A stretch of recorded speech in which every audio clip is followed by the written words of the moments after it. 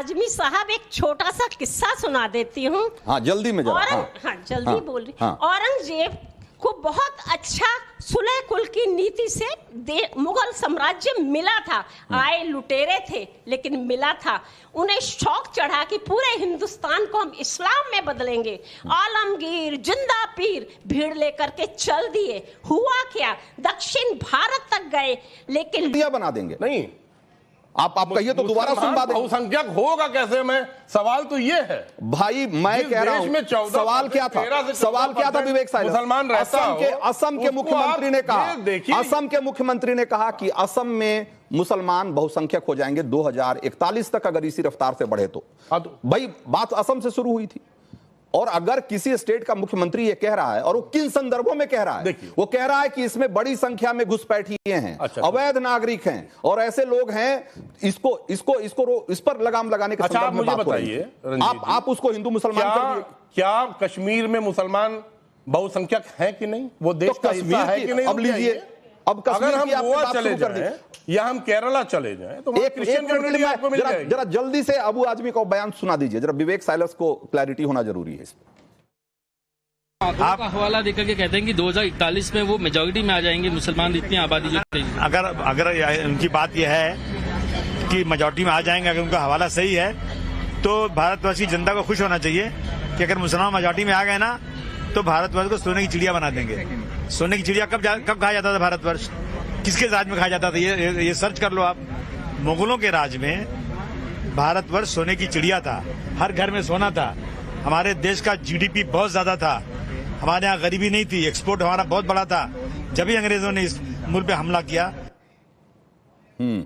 शिवम त्यागी, ये WhatsApp forward पढ़ के अबू आजमी जो ज्ञान दे रहे हैं कि हर घर में सोना था और हमारी जीडीपी क्या थी जरा पता करें। उनको नहीं पता होगा कि जीडीपी क्या थी, लेकिन वो ज्ञान दे रहे हैं ऐसे कि जैसे कि एक्सपर्ट है इकोनॉमिक्स। मैं बड़े सम्मान से कहना चाहता हूं कि राजनीति और खास तौर पर टेलीविजन पर जब कोई आए तो तैयारी करके आए।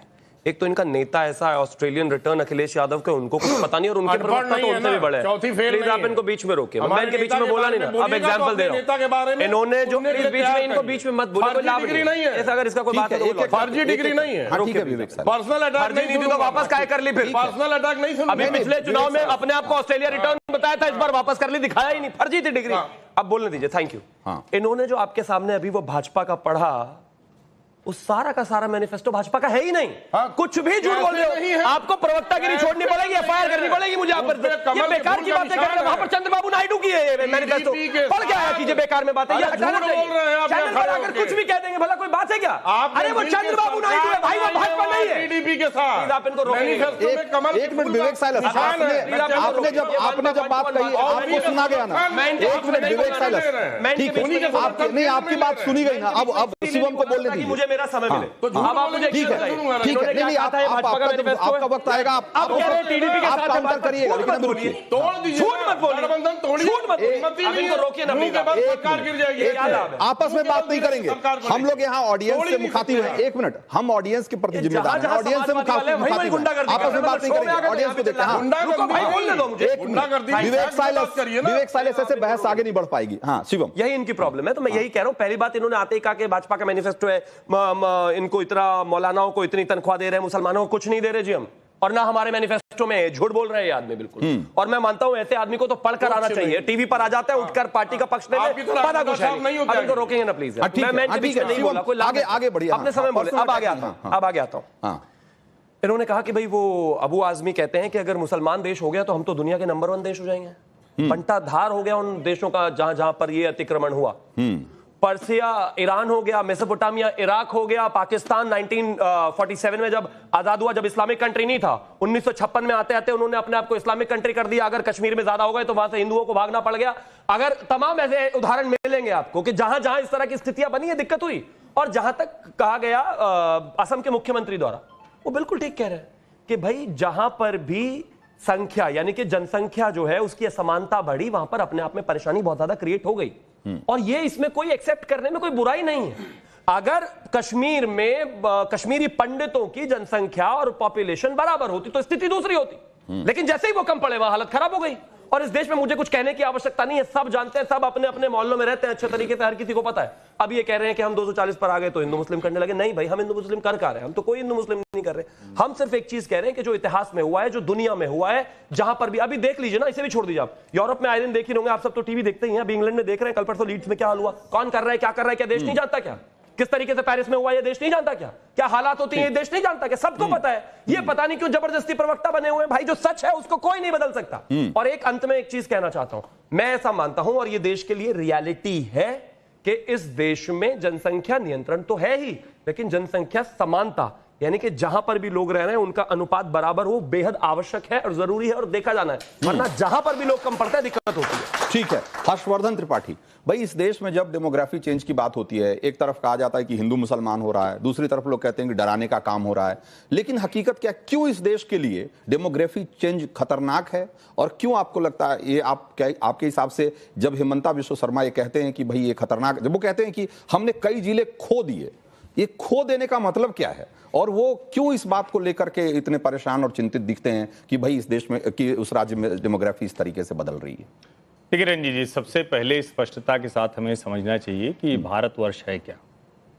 1947 में अंग्रेजों की गुलामी से मुक्त हुआ कोई भूखंड भारत नहीं है। भारतवर्ष वो है जो हिमालय से महासागर तक का एक उसका तय टेरिटरी है, जिस टेरिटरी को हम ढेर सारे वेदों में, ढेर सारे पुराण, उपनिषद, सब में हम उसको पढ़ते आए हैं। हमारी अपनी इस भूमि को लेकर मान्यता है, और अगर डेमोग्राफिक चेंज की बात होती है तो उसको मूल जो उसका स्वभाव है, जो बेसिक स्ट्रक्चर है भारत का, वो बदलेगा।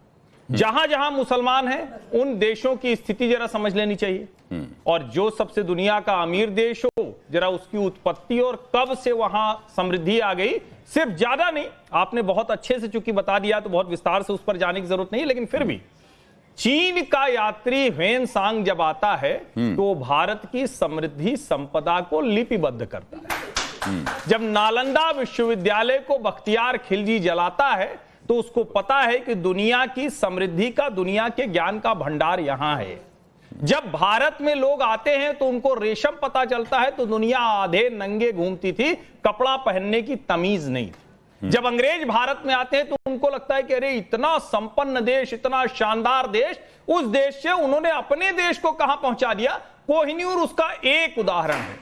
मुगल जब आए तो बाबर को जितने इतिहासकारों ने लिखा है उसकी शुरुआत यहां से होती है कि बाबर जब बड़ा हो रहा था तो उसको भारतवर्ष दिख रहा था, जहां की समृद्धि संपन्नता के किस्से व्यापारियों से, कारोबारियों से सुने थे। जितने लोग इस देश में आए वो सब के सब इस भूमि को लूटने, खसोटने आए। और अगर अबू आजमी ऐसा बेशर्म बयान देते हैं तो इसमें पार्टी लाइन नहीं होनी चाहिए थी। मैं फिर से कह रहा हूं और आग्रह कर रहा हूं, इसमें पार्टी लाइन नहीं होनी चाहिए थी। इसमें हर पार्टी को साथ आकर कहना चाहिए था, मुगल इस देश को बनाने नहीं, लूटने आए थे, बर्बाद करने आए थे, कुसंस्कृति देने आए थे। जितने तरह के नरक हैं वो सब इस देश में उनके साथ आए, अत्याचार करने आए थे। ये झूठ बोलना बंद करना चाहिए। बिल्कुल।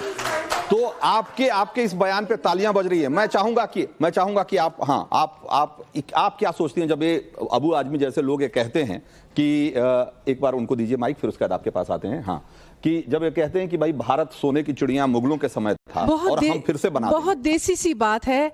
जिसके घर में दाने उसकी चिड़िया क्यों जाए कमाने? दाने तो यहाँ थे, उड़ उड़ कर कौन आए? मुगल आए। यहाँ आकर जब दाने भर गए तो वो क्या कह रहे हैं? बड़े शर्म की बात है। लेकिन यहाँ मैं एक सेंटेंस और कहूंगी, हम क्यों महाराणा प्रताप की माँ को भूल जाते हैं?